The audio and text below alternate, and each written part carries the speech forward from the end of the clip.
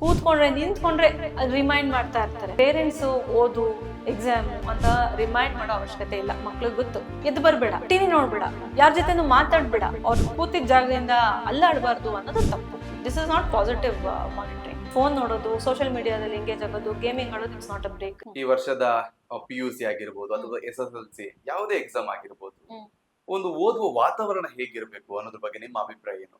Okay, ಓದುವ ವಾತಾವರಣ ಅಂದ್ರೆ ಅಗೇನ್ ಬ್ಯಾಕ್ ಟು ಪೇರೆಂಟ್ಸ್ ಅಲ್ವಾ? ಯಾಕಂದ್ರೆ ಮಕ್ಳು ಓದ್ಬೇಕಾದ್ರೆ ಮನೆಯಲ್ಲಿ. ಸೊ ಮನೆಯಲ್ಲಿ ಹೇಗಿರ್ಬೇಕು ವಾತಾವರಣ ಅಂತಂದ್ರೆ ತುಂಬಾ ಪಾಸಿಟಿವ್ ಆಗಿರ್ಬೇಕು. ಓಕೆ, ಸೊ ಪಾಸಿಟಿವ್ ಆಗಿರ್ಬೇಕು. ಮತ್ತೆ ಪೇರೆಂಟ್ಸ್ ಮಾನಿಟರ್ ಮಾಡ್ಬೇಕು ಮಕ್ಳನ್ನ, ಫುಲ್ ಫ್ರೀ ಆಗಿ ಬಿಟ್ಬಿಡೋದಲ್ಲ. ಹಾಗಂತ ಹೇಳಿ ಮೂರತ್ತು ಓದು ಓದು ಅನ್ನೋ ಒಂದು ಪ್ರೆಷರ್ ಹಾಕ್ಬಾರ್ದು. ಓಕೆ, ಸೊ ಓದು ಅಂತ ಹೇಳೋದಾಗ್ಲಿ, ನೋಡಿದ ತಕ್ಷಣ ಮಕ್ಳು ನೋಡಿದಿರ ಒಂದೊಂದು ಕೆಲವು ಮನೆಯಲ್ಲಿ ಓಡಾಡ್ತಿದ್ರೆ ಯಾಕೆ ಓಡಾಡ್ತಿದ್ಯಾ ಓದು ಅಂತ, ಅಥವಾ ಎಕ್ಸಾಮ್ ಅಂತ ಹೇಳೋದು, ಕೂತ್ಕೊಂಡ್ರೆ ನಿಂತ್ಕೊಂಡ್ರೆ ರಿಮೈಂಡ್ ಮಾಡ್ತಾ ಇರ್ತಾರೆ.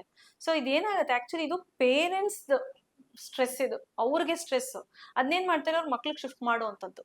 ಓಕೆ, ಅವಾಗೇನಾಗುತ್ತೆ ಮಕ್ಳಿಗೆ ಇನ್ನಷ್ಟು ಸ್ಟ್ರೆಸ್ ಜಾಸ್ತಿ ಆಗುತ್ತೆ. ಯಾಕಂದ್ರೆ ನಾನು ಅವಾಗ್ಲೇ ಹೇಳ್ತಾ ಇದ್ದೆ, ಸ್ಕೂಲಲ್ಲಿ ಇರುತ್ತೆ, ಸ್ಕೂಲಲ್ಲಿ ಅದನ್ನ ಹೇಳೇ, ಇವಾಗ ಮಕ್ಳು actually every academic year start ಮಾಡಿದಾಗ ಸ್ಕೂಲಲ್ಲಿ ಹೇಳೋದೇ ಅಂತದ್ದು, ಇವಾಗ ನೀವು 7th ಸೊ ಸ್ವಲ್ಪ ಸೀರಿಯಸ್ ಆಗ್ಬೇಕು, ಇವಾಗ ನೀವು 9th ಸೊ ಇನ್ನೂ ಸೀರಿಯಸ್ ಆಗ್ಬೇಕು, 10th ಫುಲ್ ಸೀರಿಯಸ್ ಆಗ್ಬೇಕು ಅಂತಾನೆ ಹೇಳಿ ಸ್ಟಾರ್ಟ್ ಮಾಡಿ ಪ್ರತಿ ದಿವಸ ಅಲ್ಲಿ ಹೇಳ್ತಾನೆ ಇರ್ತಾರೆ.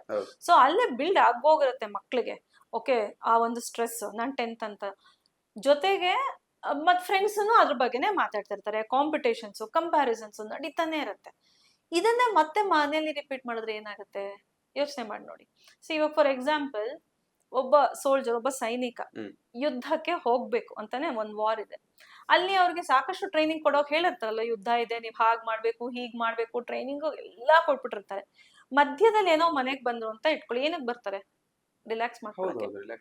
ಅಲ್ಲೂ ಮತ್ತೆ ಅದ್ರ ಬಗ್ಗೆನೆ ಮಾತಾಡೋದ್ರೆ ಏನಾಗತ್ತೆ ಅಲ್ವಾ? ಹಾಗೇನೆ ಮಕ್ಳಿಗೂ ಪೇರೆಂಟ್ಸ್ ಓದು ಎಕ್ಸಾಮು ಅಂತ ರಿಮೈಂಡ್ ಮಾಡೋ ಅವಶ್ಯಕತೆ ಇಲ್ಲ. ಮಕ್ಳಿಗೆ ಗೊತ್ತು, ಓದ್ಬೇಕು, ಅಲ್ಲಿ ಎಕ್ಸಾಮ್ ಇದೆ ಅನ್ನೋದು ಗೊತ್ತಿರುತ್ತೆ. ಸೊ ಇದನ್ನ ಪದೇ ಪದೇ ಹೇಳುವಂತದ್ ಮಾಡ್ಬಾರ್ದು. ಮತ್ತೆ ಮನೆ ವಾತಾವರಣ ಪಾಸಿಟಿವ್ ಆಗಿರ್ಬೇಕು ಅಂತಂದ್ರೆ ಫುಲ್ ಸೈಲೆಂಟ್ ಮಾಡ್ಬಿಡೋದು ಮನೇನ. ಮಾತಾಡ್ಬೇಡ, ಅವ್ನು ಓದ್ತಾ ಇದ್ದಾನೆ, ಅವ್ನು ಓದ್ತಾ ಇದ್ದಾನೆ, ಮಾತಾಡ್ಬೇಡ, ಊಟಕ್ ಬರ್ಬೇಡ, ಅಲ್ಲೇ ಊಟಕ್ ತಂದ್ಕೊಡ್ತೀನಿ. ತುಂಬಾ ಜನ ನನ್ ಮನೇಲಿ ಮಾಡ್ತಾರೆ ಪಾಪ, ಮಕ್ಳಿಗೆ ಮೂವ್ ಆಗ್ಬೇಡ, ರೂಮಲ್ಲೇ ಅಲ್ಲೇ ತಂದ್ಕೊಡ್ತೀನಿ, ಎದ್ದು ಬರ್ಬೇಡ, ಟಿವಿ ನೋಡ್ಬೇಡ, ಯಾರ ಜೊತೆನೂ ಮಾತಾಡ್ಬೇಡ, ಮರ್ತೋಗುತ್ತೆ ಮಾತಾಡಿದ್ರೆ. ಈ ತರ ಓವರ್ ಪ್ರಿಕಾಷನ್ಸ್ ತಗೊಳ್ಳೋ ಪೇರೆಂಟ್ಸು ಇದಾರೆ. ಇಲ್ಲ ಅಂದ್ರೆ ತುಂಬಾ ಕೇರ್ಲೆಸ್ ಮಾಡೋ ಪೇರೆಂಟ್ಸು ಇದಾರೆ. ಅಯ್ಯೋ ಅವ್ನು ಓದ್ತದೆ, ನಮ್ಗೆ ನಾನ್ ನೋಡ್ಲೇಬೇಕು ನನ್ ಸೀರಿಯಲ್ ಅಂತ ಟಿವಿ ಹಾಕೊಂಡ್ ನೋಡುವಂಥದ್ದು, ಇಲ್ಲ ಕಾಲ್ ಬಂದ್ರೆ ಜೋರಾಗಿ ಫೋನ್ ಅಲ್ಲಿ ಮಾತಾಡೋವಂಥದ್ದು. ಮಕ್ಳಿಗೆ ಹೇಳ್ತಾ ಇರ್ತಾರೆ ಫೋನ್ ನೋಡ್ಬಿಡಿ ಅಂತ, ತಾವು ಫೋನ್ ನಲ್ಲೇ ಇರ್ತಾರೆ. ಅಲ್ಲ ಮಗು ಪಕ್ಕದಲ್ಲಿ ಓದ್ತಾ ಇರುತ್ತೆ, ಫೋನ್ ಅನ್ನ ಕುತ್ಕೊಂಡು ಇವ್ರು ಇಲ್ಲಿ ನೋಡ್ತಾ ಇರೋಂಥದ್ದು. ಅದೇನಾಗುತ್ತೆ, ಡಿಸ್ಟ್ರಾಕ್ಟ್ ಆಗುತ್ತೆ ಮಕ್ಳಿಗೆ. ಸೊ ಎರಡು ಎಕ್ಸ್ಟ್ರೀಮ್ಸ್ ಅಲ್ಲೂ ಇರಬಾರ್ದು, ಬ್ಯಾಲೆನ್ಸ್ ಮಾಡ್ಬೇಕು. ಹೇಗೆ ಪಾಸಿಟಿವ್ ಆಗಿರ್ಬೇಕು ಅಂತಂದ್ರೆ, ಆ ಒಂದು ರಿಮೈಂಡರ್ಸ್ ನ ಕೊಡ್ತಾ ಇರಬಾರ್ದು ಮಕ್ಳಿಗೆ. ಸ್ಟ್ರೆಸ್ ಜೊತೆಗೆ ಡಿಸ್ಟ್ರಾಕ್ಷನ್ಸ್ ಏನಿದೆ ಅದನ್ನ ನಿಧಾನಕ್ಕೆ ರಿಮೂವ್ ಮಾಡ್ಕೊಂಡು ಹೋಗ್ಬೇಕು. ಥರ್ಡ್, ಸೊ ಹೇಗಿರ್ಬೇಕು ಅಂತಂದ್ರೆ, ಫಸ್ಟ್ ಅವ್ರಿಗೆ ಡಿಸ್ಟ್ರಾಕ್ಷನ್ಸ್ ಎಲ್ಲ ರಿಮೂವ್ ಮಾಡ್ಬೇಕು. ಅದು ಫೋನ್ ಆಗಿರ್ಬೋದು, ಟಿವಿ ಆಗಿರ್ಬೋದು, ಏನೇ ಆಗಿರ್ಬೋದು. ಆದ್ರೆ ಮಕ್ಕಳನ್ನ ತೀರಾ ಅವರು ಯಾರ ಜೊತೆನೂ ಬೆರಿಬಾರ್ದು, ಬೇರೆ ಇನ್ಯಾವ ಆಕ್ಟಿವಿಟೀಸ್ ಅನ್ನು ಮಾಡಬಾರ್ದು, ಅವ್ರು ಕೂತಿದ್ದ ಜಾಗದಿಂದ ಅಲ್ಲಾಡಬಾರ್ದು ಅನ್ನೋದು ತಪ್ಪು. This is not positive monitoring. Okay, ಇದು ಅವ್ರಿಗೆ ಇನ್ನಷ್ಟು ಸ್ಟ್ರೆಸ್ ಆಗುವಂಥದ್ದು. ಹಂಗ್ ಮಾಡಬಾರ್ದು. ಅವ್ರು ಸಹಜವಾಗಿ ಎಲ್ಲಾ ಮಾಡ್ಕೊಂಡು ಹೋಗ್ತಾ ಇರ್ಬೇಕು. ಓಕೆ ಬಾ ಸರಿ, ಎಲ್ಲಾ ಮಧ್ಯೆ ಕೂತ್ಕೊಂಡು ಊಟ ಮಾಡು, ಒಂದಿಷ್ಟು ಮಾತಾಡು ಅಂತ ಹೇಳಿ ಅವ್ರಿಗೆ ಎನ್ಕರೇಜ್ ಮಾಡುವಂಥದ್ದು. ಆಮೇಲೆ ಬ್ರೇಕ್ ತಗೊಂಡಾಗ ಮಕ್ಳಿಗೆ ಯಾವ ತರ ಬ್ರೇಕ್ ತಗೊಳ್ತಾ ಇದಾರೆ ಅನ್ನೋದನ್ನ ನೋಡ್ಬೇಕು. ಸೊ ಆ ಬ್ರೇಕ್ ಅಲ್ಲಿ ತುಂಬಾ ಜನ ಏನ್ ಮಾಡ್ತಾರೆ ಅಂದ್ರೆ, ಪಾಪ ಇಷ್ಟೋ ತನಕ ಓದಿದೆ, ಇಟ್ಸ್ ಓಕೆ, ಫೋನ್ ತಗೋ ಅಂತ ಕೊಟ್ಬಿಡೋದು. Break is not equal to phone. Phone ನೋಡೋದು, ಸೋಷಿಯಲ್ ಮೀಡಿಯಾದಲ್ಲಿ ಎಂಗೇಜ್ ಆಗೋದು, ಗೇಮಿಂಗ್ ಆಡೋದು, ಇಟ್ಸ್ ನಾಟ್ ಅ ಬ್ರೇಕ್. ಯಾಕಂತಂದ್ರೆ ಬ್ರೈನ್ಗೆ ಸ್ಟಿಮ್ಯುಲೇಟ್ ಮಾಡುವಂತ ಆಕ್ಟಿವಿಟೀಸ್ ಕೊಡ್ಬೇಕು. ಯಾಕಂದ್ರೆ ಓದ್ತಾ ಇರ್ಬೇಕಾದ್ರೆ ಸ್ಟಿಮ್ಯುಲೇಟ್ ಆಗಿರುತ್ತೆ. ಸೊ ಅದ್ ರಿಲ್ಯಾಕ್ಸ್ ಮಾಡ್ಕೋಬೇಕು ಅಂದಾಗ ಕಂಪ್ಲೀಟ್ ರಿಲ್ಯಾಕ್ಸ್ ಮಾಡ್ಬೇಕು. ಮತ್ತೆ ಫೋನ್ ಮಾಡಿದಾಗ, ಸ್ಕ್ರೀನ್ ಕೊಟ್ಟಾಗ ಅದಕ್ಕೆ ಇನ್ನಷ್ಟು ಜಾಸ್ತಿ ವರ್ಕ್ ಆಗತ್ತೆ. ಸೊ ಅಂತ ಟೈಮಲ್ಲಿ ಪೇರೆಂಟ್ಸ್ ಏನ್ ಮಾಡ್ಬೇಕು ಅಂತಂದ್ರೆ, ಬಾ ಎದ್ದು ಹೊರಗ್ ಬಾ, ನಿಂತ್ಕೊಂಡಲ್ಲೇ ಒಂದಿಷ್ಟು ಸ್ಪಾಟ್ ಜಾಗಿಂಗ್ ಮಾಡಿಸುವಂಥದ್ದು, ಜಂಪ್ ಮಾಡಿಸುವಂಥದ್ದು, ಇಲ್ಲ ಲೈಟ್ ಗೇಮ್ಸ್ಗಳು, ಒಂದಿಷ್ಟು ಕೇರಂ ಬೋರ್ಡ್ ಆಡುವಂಥದ್ದು, ಈ ತರ ಲೈಟ್ ಮಕ್ಳಿಗೆ ಸ್ಟ್ರೆಸ್ ಆಗ್ತದೆ, ಇದನ್ನ ಮಾಡಿಸ್ಬೇಕು ಆಕ್ಚುಲಿ ಪೇರೆಂಟ್ಸ್. ಇದಕ್ಕೆ ಪಾಸಿಟಿವ್ ಎನ್ವೈರನ್ಮೆಂಟ್ ಅಂತ ನಾವ್ ಹೇಳ್ತೀವಿ. ಇಲ್ಲ ಅಂತಂದ್ರೆ ಆ ಮಗುಗೆ ಏನಾಗೆ ಒಂದು ಯೋಚನೆ ಬರ್ತಾ ಇರ್ಬೋದು, ಏನೋ ಒಂಥರ ಚಿಂತೆ ಆಗ್ತಾ ಇರಬಹುದು, ಅಥವಾ ಅಮ್ಮ ನಂಗೆ ಯಾಕೋ ತುಂಬಾ ಭಯ ಆಗ್ತಿದೆ, ನಾನು ಮರ್ತು ಹೋಗ್ತೀನೇನೋ ಅಂತ, ಅಮ್ಮ ನನ್ ತುಂಬಾ ಏನೋ ಟೆನ್ಷನ್ ಆಗ್ತಿದೆ, ಈ ತರ ಏನಾದ್ರು ಹೇಳ್ಕೊಳ್ಳೋಕೆ ಒಂದು ಅವಕಾಶನ ಕೊಡ್ಬೇಕು ಮಕ್ಳಿಗೆ. ಬಾ ಕೂತ್ಕೋ, ಏನಾಗ್ತದೆ ಹೇಳು, ನಾನ್ ಹೆಲ್ಪ್ ಮಾಡ್ತೀನಿ, ಅಥವಾ ನಿಂಗೆ ಏನಾದ್ರು ಟೆಕ್ನಿಕ್ಸ್ ಬೇಕಾ, ಏನಾದ್ರು ಹೆಲ್ಪ್ ಬೇಕಾ ಹೇಳು, ನಾನ್ ಹೇಳ್ಕೊಡ್ತೀನಿ, ಈ ತರ. ಓಕೆ, ಸೊ ಈ ತರ ಒಂದು ವಾತಾವರಣನ ಸೃಷ್ಟಿ ಮಾಡ್ಬೇಕು. ಮಾತಾಡ್ಲೇಬಾರ್ದು, ಓಡಾಡ್ಲೇಬಾರ್ದು, ಆ ಥರನೂ ಮಾಡಬಾರ್ದು. ಅಥವಾ ಮಗಳು ಪಾಡಿಗೆ ಅದು ಓದ್ಕೊಳ್ಳಿ, ನಾವು ಮಾಡೋ ಗಲಾಟೆಗಳನ್ನ ಮಾಡ್ತಿರೋಣ ಅನ್ನೋದು ಮಾಡಬಾರ್ದು. ಅಪ್ಪ ಅಮ್ಮಂದ್ರು ಜಗಳ ಆಡೋದಾಗ್ಲಿ, ಅಥವಾ ಸಿಬ್ಲಿಂಗ್ಸ್ ಏನಾದ್ರು ಡಿಸ್ಟರ್ಬ್ ಮಾಡೋದಾಗ್ಲಿ, ಇದನ್ನೆಲ್ಲ ಮಾನಿಟರ್ ಮಾಡ್ಬೇಕು. ಸೊ ಈ ತರ ಸಹಜವಾಗಿ ಏನೇನು ಎವ್ರಿಡೇ ರೊಟೀನ್ ಏನೇನಿದೆ, ಊಟ, ನಿದ್ರೆ, ಕೆಲಸಗಳು, ಚಟುವಟಿಕೆಗಳೆಲ್ಲ ಮಗುದ್ ಆಗ್ತಾ ಇರ್ಬೇಕು. ಅದ್ರ ಜೊತೆಗೆ ಅದು ಓದ್ತಾ ಇರ್ಬೇಕು, ಆ ತರ ನೋಡ್ಕೋಬೇಕು. ಜೊತೆಗೆ ಭಾವನೆಗಳು ಏನೇನ್ ಬರ್ತಿದೆ ಆ ಮಗುಗೆ, ಟೆನ್ಷನ್ ಆಗಿರ್ಬೋದು, ಒಂದ್ ನರ್ವಸ್ನೆಸ್ ಆಗಿರ್ಬೋದು, ಅದನ್ನ ಅಡ್ರೆಸ್ ಮಾಡೋದು ಪೇರೆಂಟ್ಸ್ ಕಲ್ತ್ಕೋಬೇಕು. ಕುತ್ಕೊಂಡು ಮಾತಾಡ್ಬೇಕು ಮಕ್ಳ ಜೊತೆ ಒಂದ್ 5 ನಿಮಿಷ 10 ನಿಮಿಷ. ಈ ಒಂದು ವಾತಾವರಣನ ಮನೆಯಲ್ಲಿ ಸೃಷ್ಟಿ ಮಾಡುವಂಥದ್ದು. ಹಾಗೆ ಈಗ ಓದ್ತಿರುವಂತ ಮಕ್ಕಳು, ಎಕ್ಸಾಮ್ ಪ್ರಿಪೇರ್ ಆಗ್ತಿರುವಂತ ಮಕ್ಕಳು ಪೋಷಕರಿಂದ ಏನ್ ಬಯಸ್ತಾರೆ? First the most important point is, ನನ್ನನ್ನು ಕಂಪೇರ್ ಮಾಡಬಾರ್ದು. ಓಕೆ, ಸೊ ಅದು ಅಕ್ಕಪಕ್ಕದ ಮನೆ ಮಕ್ಳಾಗಿರ್ಬೋದು, ಕಸಿನ್ಸ್ ಆಗಿರ್ಬೋದು, ಅಥವಾ ತನ್ನ ಓನ್ ಸಿಬ್ಲಿಂಗ್ಸ್ ಆಗಿರ್ಬೋದು ಮನೆಯಲ್ಲಿ.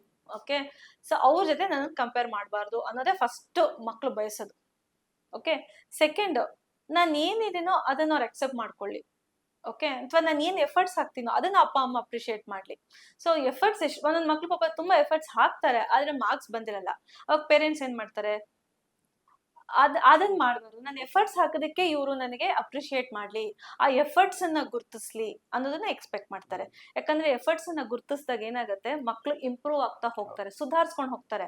ಅದೇ ನೀವು ಎಫರ್ಟ್ಸ್ ಅನ್ನ ಇಗ್ನೋರ್ ಮಾಡಿ ಆ ರಿಸಲ್ಟ್ ಏನ್ ಬಂದಿದೆಯೋ ಅದ್ರ ಬಗ್ಗೆ ಫೋಕಸ್ ಮಾಡಿದಾಗ ನೆಕ್ಸ್ಟ್ ಟೈಮ್ ಅವ್ರು ಎಫರ್ಟ್ಸ್ ಹಾಕಲ್ಲ. ಸೊ ಅದೊಂದು ಕಂಪ್ಯಾರಿಸನ್ ಮಾಡಬಾರ್ದು, ಎಫರ್ಟ್ಸ್ ಅನ್ನ ರೆಕಗ್ನೈಸ್ ಮಾಡಿ ಅದಕ್ಕೆ ಅಪ್ರಿಶಿಯೇಟ್ ಮಾಡ್ಲಿ ಅಂತ. ಥರ್ಡ್ ಒನ್, ಬೇರೆಯವ್ರ ಮುಂದೆ ಕಂಪ್ಲೇಂಟ್ ಮಾಡಬಾರ್ದು. ಓದಲ್ಲ ಅಂತ ಹೇಳ್ಬಾರ್ದು. ಜೊತೆ ಕಾನ್ಫಿಡೆನ್ಸ್ ಕಡಿಮೆ ಆಗುತ್ತೆ. ಅಂದ್ರೆ ನಾವೇನ್ ಹೇಳ್ತೀವಿ, ಲೇಬಲಿಂಗ್ ಅಂತ ಹೇಳ್ತೀವಿ ನಮ್ಮ ಒಂದು ಸೈಕಾಲಜಿನಲ್ಲಿ. ಲೇಬಲಿಂಗ್ ಅಂತಂದ್ರೆ ಮಕ್ಳಿಗೆ ಲೇಬಲ್ ಹಾಕೋದು, ಹಣೆಪಟ್ಟಿ, ದಡ್ಡ, ದಡ್ಡಿ. ಮತ್ತೆ ಇದನ್ನ ಎಸ್ಪೆಷಲಿ ನಾನ್ ಪರ್ಸನಲ್ ಆಗಿ ಪೇರೆಂಟ್ಸ್ ಅನ್ನ ರಿಕ್ವೆಸ್ಟ್ ಮಾಡ್ಕೊಳ್ಳುವಂಥದ್ದು, ಈ ಒಂದು ವರ್ಡ್ ಇದೆಯಲ್ಲ ವೀಕ್, ಅದನ್ನ ಕಂಪ್ಲೀಟ್ ಬ್ಯಾನ್ ಮಾಡ್ಬಿಡ್ಬೇಕು. ಯಾಕಂದ್ರೆ ಮ್ಯಾಥ್ಸ್ ಅಲ್ಲಿ ವೀಕು, ಸೈನ್ಸ್ ಅಲ್ಲಿ ವೀಕು, ಲ್ಯಾಂಗ್ವೇಜಸ್ ಅಲ್ಲಿ weak, memory weak, concentration weak ಅಂತ ಹೇಳಿದಾಗ ಏನಾಗುತ್ತೆ, ಇವಾಗ ನೀವು ತುಂಬಾ ಬುದ್ಧಿವಂತರು, ನೀವು ನೋಡಕ್ ತುಂಬಾ ಚೆನ್ನಾಗಿದ್ದೀರಾ, ಸ್ಮಾರ್ಟ್ ಅಂದಾಗ ನಿಮ್ಗೆ ಏನ್ ಅನ್ಸುತ್ತೆ, ಕಾನ್ಫಿಡೆನ್ಸ್ ಬರುತ್ತೆ. You try to improve on that ಅಲ್ವಾ, ಅದನ್ನ ಅಕ್ಸೆಪ್ಟ್ ಮಾಡ್ಕೊಳ್ತೀರಾ. ಅದೇ ನೀವು ದಡ್ಡ, ನೀವು ನೋಡಕ್ ಚೆನ್ನಾಗಿಲ್ಲ, ನೀವು ಏನಾಗ್ತಾ ಹೋಗುತ್ತೆ, ಅದನ್ನ ಅಕ್ಸೆಪ್ಟ್ ಮಾಡ್ಕೊಳ್ದೆ you try to you prove that. So ನನ್ ಮ್ಯಾಥ್ಸ್ ಅಲ್ಲಿ ವೀಕ್ ಅಂತ ಹೇಳಿ ಆ ಮಗು ಅದನ್ನೇ ನಂಬ್ಕೊಂಡ್ ಹೋಗುತ್ತೆ, ಕಾನ್ಫಿಡೆನ್ಸ್ ಡಿಪ್ ಆಗುತ್ತೆ. ಅಲ್ಲಿ ಏನಾದ್ರು ಇಂಪ್ರೂವ್ ಮಾಡ್ಕೊಳ್ಳೋದಿದ್ರೂ ಆಗೋದಿಲ್ಲ. ಸೊ ಈ ಒಂದು ಲೇಬಲಿಂಗ್ ಇದೆಯಲ್ಲ, ಇದನ್ ಮಾಡ್ಬಾರ್ದು. ಮಾತ್ ಕೇಳಲ್ಲ, ಓದಲ್ಲ, ಹಂಗೆ ಹೀಗೆ ಅಂತ ಹೇಳ್ತಾ ಇರ್ತಾರಲ್ಲ, ಸೊ ಇದನ್ ಮಾಡ್ಬಾರ್ದು ಅಂತ ಮಕ್ಳು ಎಕ್ಸ್ಪೆಕ್ಟ್ ಮಾಡ್ತಾರೆ. ಅಥವಾ ಇನ್ನೂ ಯೂಸ್ಲೆಸ್, ಹೋಪ್ಲೆಸ್, ನಿನಗ್ ಫ್ಯೂಚರ್ ಇಲ್ಲ, ಈ ತರ ಎಲ್ಲ ಮಾತಾಡ್ತಿರ್ತಾರೆ. ಸೊ ಇದನ್ ಮಾಡ್ಬಾರ್ದು ಅಂತ ಎಕ್ಸ್ಪೆಕ್ಟ್ ಮಾಡ್ತಾರೆ. ಜೊತೆಗೆ ಅದನ್ನೇ ಕಂಪ್ಲೇಂಟ್ ಮಾಡ್ಬಾರ್ದು, ಬೇರೆ ಮಕ್ಳ ಹತ್ರ ಹೋಗಿ, ಬೇರೆಯವ್ರ ಮನೆಯವ್ರ ಹತ್ರ ಹೋಗಿ ಹೇಳ್ಬಾರ್ದು ಅದನ್ನ ಎಕ್ಸ್ಪೆಕ್ಟ್ ಮಾಡ್ತಾರೆ. ಮತ್ತೆ ನಂಗೆ ಟೀಚರ್ಸು ಮತ್ತೆ ಫ್ರೆಂಡ್ಸ್ ಎಲ್ಲ ಹೇಗೂ ಸ್ಟ್ರೆಸ್ ಹಾಕ್ತಾ ಇದಾರೆ, ಟ್ಯೂಷನ್ ಅಲ್ಲೂ ಹಾಕ್ತಾರೆ. ಅಪ್ಪ ಅಮ್ಮನೂ ನನಗ್ ಸ್ಟ್ರೆಸ್ ಹಾಕ್ಬಾರ್ದು, ಯಾವಾಗ್ಲೂ ಓದು ಅಂತ ಹೇಳ್ಬಾರ್ದು ಅನ್ನೋದನ್ನ ಬಯಸ್ತಾರೆ. These are very important. ಯಾವುದೇ ಸುದ್ದಿಯ ಅಪ್ಡೇಟ್ ಅನ್ನ ಮಿಸ್ ಮಾಡ್ಕೊಳ್ಬಾರ್ದು ಅಂದ್ರೆ ಈಗ್ಲೇ ಒನ್ ಇಂಡಿಯಾವನ್ನ ಸಬ್ಸ್ಕ್ರೈಬ್ ಮಾಡಿ. ನಿಮಗೆ ಬೇಕಾದ ಭಾಷೆಯಲ್ಲಿ ಎಲ್ಲಾ ಸುದ್ದಿ ತಿಳಿಬೇಕು ಅಂದ್ರೆ ಒನ್ ಇಂಡಿಯಾ ಆಪ್ ಅನ್ನ ಡೌನ್ಲೋಡ್ ಮಾಡ್ಕೊಳ್ಳಿ.